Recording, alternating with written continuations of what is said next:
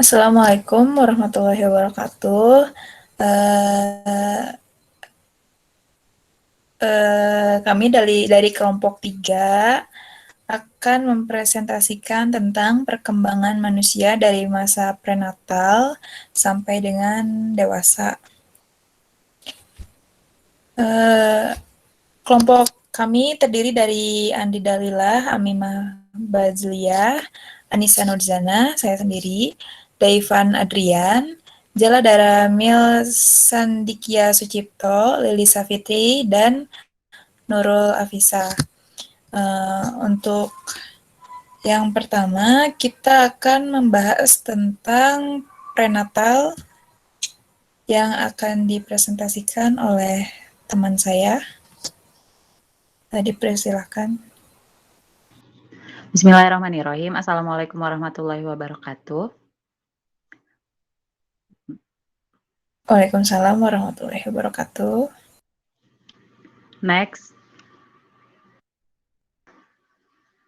Dan sesungguhnya kami telah menciptakan manusia dari suatu saripati berasal dari tanah, kemudian kami jadikan saripati itu air mani yang disimpan dalam tempat yang kokoh atau rahim, kemudian air mani itu kami jadikan segumpal darah, lalu segumpal darah itu kami jadikan segumpal daging, dan segumpal daging itu kami jadikan tulang belulang.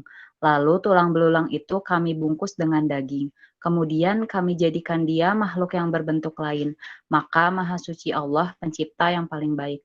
Quran Surat Al-Mu'minun ayat 12-14. Next.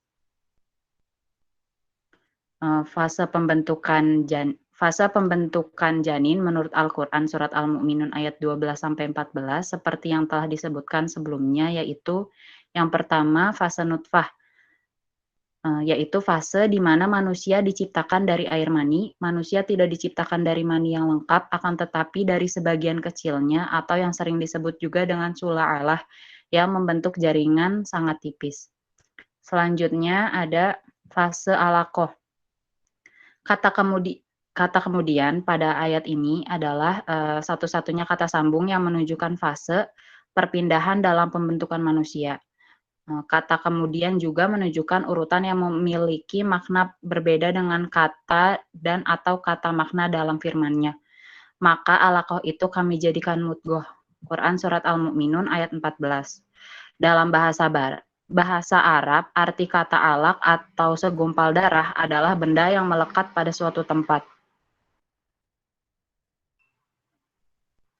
Kemudian fase mudghah. Mudghah adalah fase perpindahan menjadi sesuatu yang tersusun dari 3 lapisan. Lapisan luar, lapisan tengah, dan lapisan dalam. Lapisan-lapisan ini akan membentuk jaringan dan organ manusia yang secara total terpisah satu dengan yang lainnya, akan tetapi saling tergantung dan berkaitan. Lalu selanjutnya ada fase tulang dan daging. Setelah fase mudghah, tulang belulang langsung muncul pada janin sebagai poros pertama yang menjadi pusat bagian penyangga, yakni tulang belulang. Mukjizat yang luar biasa dapat dilihat dari kemunculan tulang belulang sebelum adanya daging. Tidak lama kemudian muncul otot dan daging di sekitarnya. Bagian-bagian tubuh janin terlihat sedikit demi sedikit pada fase ini sehingga ia menjadi makhluk yang berbentuk lain setelah kelahiran. Next.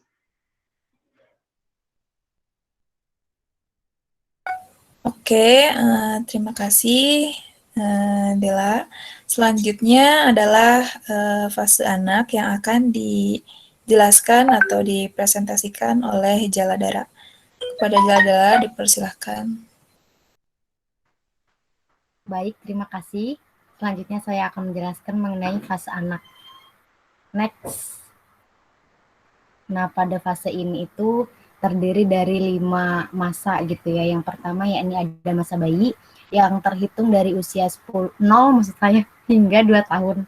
Nah, pada fase ini itu orang tua anak perlu untuk mengembangkan kasih sayang secara 2 arah gitu ya. Khususnya ibu memberikan kasih sayang dalam waktu yang bersamaan, juga mengembangkan kemampuan anak dalam memberikan respon terhadap kita. Selanjutnya pada masa anak-anak yang terhitung dari 2 sampai 7 tahun. atau nama lainnya disebut sebagai fase tufulah. Nah, pada fase ini itu dianggap sebagai fase penting dalam penanaman fondasi bagi anak. Merupakan fase yang memberikan tauhid pada anak melalui cara aktif agar anak terdorong melakukan sesuatu yang baik di mata Allah. Kemudian yang ketiga ada masa tamiz yang terhitung dari usia 7 sampai 10 tahun. Nah, pada fase ini itu anak sudah mulai mampu untuk membedakan mana yang baik dan mana yang buruk berdasarkan nalarnya sendiri. Sehingga di fase inilah kita sebagai orang tua gitu ya sudah mulai mempertegas pendidikan pokok syariatnya. Selanjutnya pada masa amrat yang terhitung dari usia 10 sampai 15 tahun. Nah, pada fase ini itu merupakan fase di mana anak mulai mengembangkan potensi dirinya guna mencapai kedewasaannya gitu ya, dan memiliki kemampuan bertanggung jawab secara penuh. Nah, dalam Islam, fase ini itu dianggap sebagai fase akil balik, sehingga sudah semakin pandai menggunakan akalnya secara penuh. Dan pada yang terakhir, ada masa taklif yang terhitung dari usia 15 sampai 18 tahun. Nah, pada fase ini itu anak seharusnya sudah sampai pada titik bernama taklif gitu ya, atau yang bertanggung jawab. Nah, bagi laki-laki itu sendiri setidaknya fase ini paling lambat dicapai di usia 18 tahun. Dan bagi anak perempuan paling lambat dicapai di usia 17 tahun. Nah, yang dimaksud dari tanggung jawab itu sendiri apa? Yakni dia sadar bahwa bertanggung jawab terhadap keluarganya, kemudian masyarakatnya, dan lain sebagainya. Mungkin sekian, terima kasih. Oke, terima kasih kepada Dara.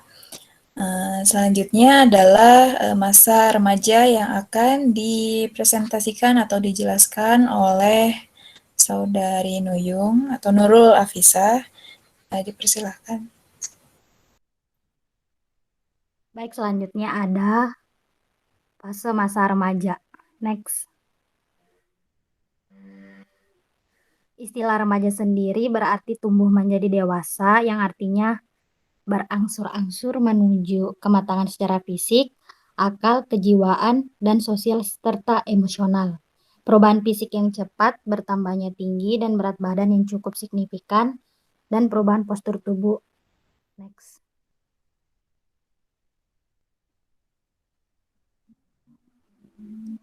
Pada fase ini ada 3 tahap perkembangan. Yang pertama itu remaja awal, yang dimana berusia berkisar antara 10 sampai 12 tahun, dimana pada masa ini remaja mengembangkan pemikiran baru, mudah tertarik pada lawan jenis, mudah terangsang, kepekaan yang berlebihan, dan sebagainya. Yang kedua itu ada masa remaja madya yang berkisar pada usia 13 sampai 15 tahun. Pada tahap ini remaja sangat membutuhkan teman, senang jika banyak teman yang menyukainya, dan cenderung memiliki sifat narsistik. Yang selanjutnya ada remaja akhir, di mana pada masa ini berusia sekitar 16 sampai 19 tahun, terbentuk identitas seksual yang tidak akan berubah lagi, egosentrisme, memiliki minat yang semakin mantap terhadap fungsi-fungsi intelektual, dan sebagainya. Next. Selanjutnya perkembangan remaja dalam perspektif Al-Quran dan hadis.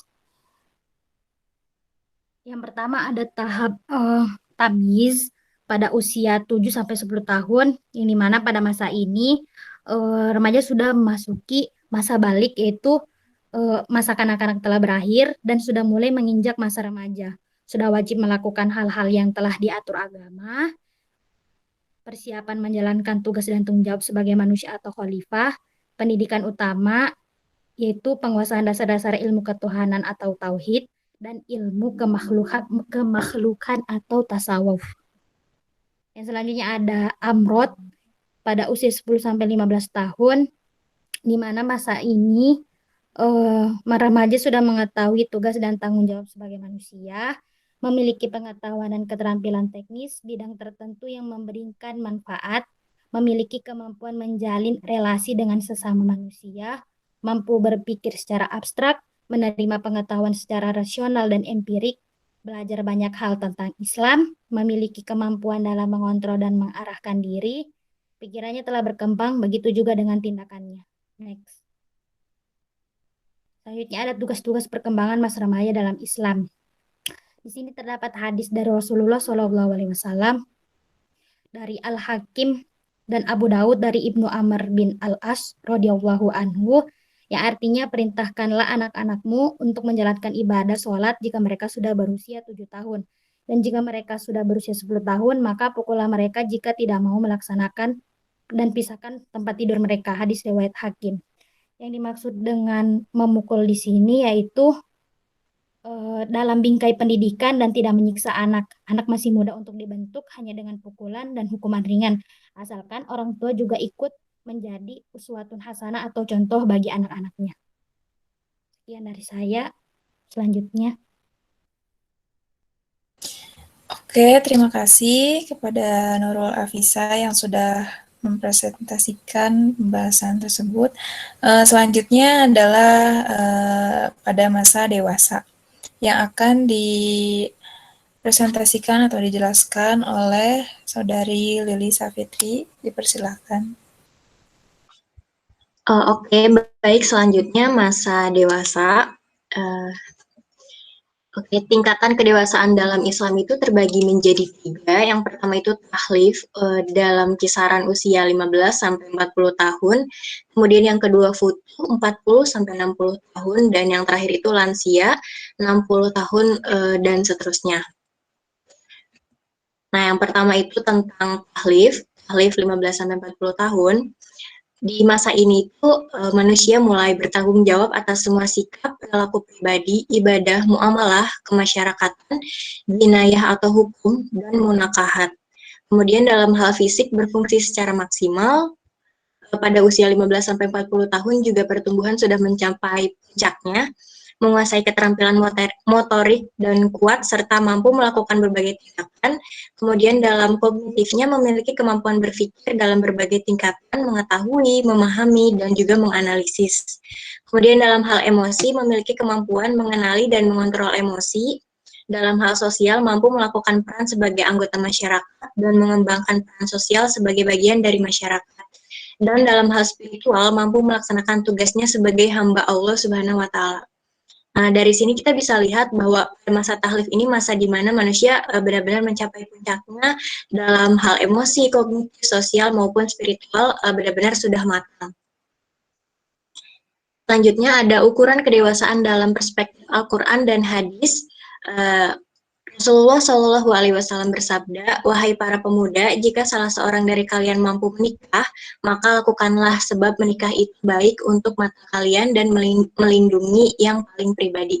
Hadis riwayat Bukhari dan Muslim. Nah, di sini maksudnya ketika kita sudah mencapai dewasa, maka lebih baik kita menghindari hal-hal zina itu, menikahlah begitu. Kemudian selanjutnya futuh pada usia 40-60 tahun. Futuh artinya adalah kemenangan, mengalami berbagai pengalaman spiritual dan spiritual atau religious experience, mampu memahami esensi atau hakikat segala sesuatu, mampu melakukan kontemplasi dan perasaan cinta kepada Sang Pencipta dan makhluknya semakin kuat. Pada masa futuh ini, tingkat religius seseorang akan semakin kuat kepada Tuhannya. Selanjutnya, usia 40 tahun adalah titik tolak kesempurnaan akal. Dan kami perintahkan kepada manusia agar berbuat baik kepada kedua orang tuanya. Ibunya telah mengandungnya dengan susah payah dan melahirkannya dengan susah payah pula. Masa mengandung sampai menyapinya selama 30 bulan, sehingga apabila dia anak itu telah dewasa dan umurnya mencapai 40 tahun, dia berdoa, Tuhanku, berilah aku petunjuk agar aku dapat mensyukuri nikmat-Mu yang telah Engkau limpahkan kepadaku dan kepada kedua orang tuaku, dan agar aku dapat berbuat kebajikan yang Engkau ridhoi, dan berilah aku kebaikan yang akan mengalir sampai kepada anak cucuku. Sesungguhnya aku bertobat kepada Engkau dan sungguh aku termasuk orang muslim. Quran Surat Al-Ahqaf ayat 15. Mungkin sekian dari saya, selanjutnya akan dijelaskan oleh rekan saya. Oke, terima kasih kepada Saudari Lili yang sudah menjelaskan tentang masa dewasa. Oke, yang terakhir ada pada masa lansia yang akan dijelaskan dan dipresentasikan oleh Saudara Daivan. Dipersilahkan. Sekarang kita akan membahas tahapan lansia, yaitu dari usia 60 tahun dan seterusnya. Kecenderungan bahwa lansia memiliki kematangan secara mental atau telah bijaksana yang lebih daripada usia lain disebabkan oleh pengalaman hidup yang dimiliki seorang lansia. Mengingat bahwa seiring bertambahnya usia, mereka telah melakukan berbagai evaluasi hidup tentang apa saja yang mereka lalui dalam siklus kehidupannya. Dalam tahapan umur ini, biasanya manusia akan ditimpa kelemahan pada semua panca inderanya dan anggota badannya, sehingga ada kalanya ia sama sekali tidak berdaya atau berkekuatan lagi. Nah, sebelum kita membahas ayat, lansia ini merupakan proses yang bisa dibilang kembali seperti bayi, di mana anggota panca indera kembali dilemahkan dan juga kembali dibatasi, yaitu mulai pikun. Salah satu contoh dari kelemahan panca indera itu sendiri dapat terjadi rabun atau mungkin tuli dan lain sebagainya.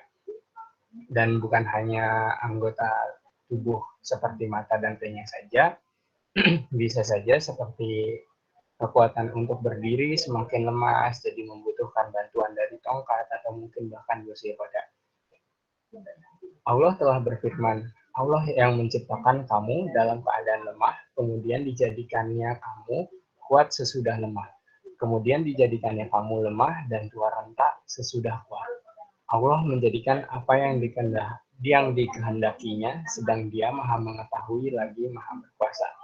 Quran Surat Ar-Rum ayat 54. Di sini dijelaskan Allah telah menciptakan kamu dalam keadaan lemah, yaitu dalam keadaan bayi.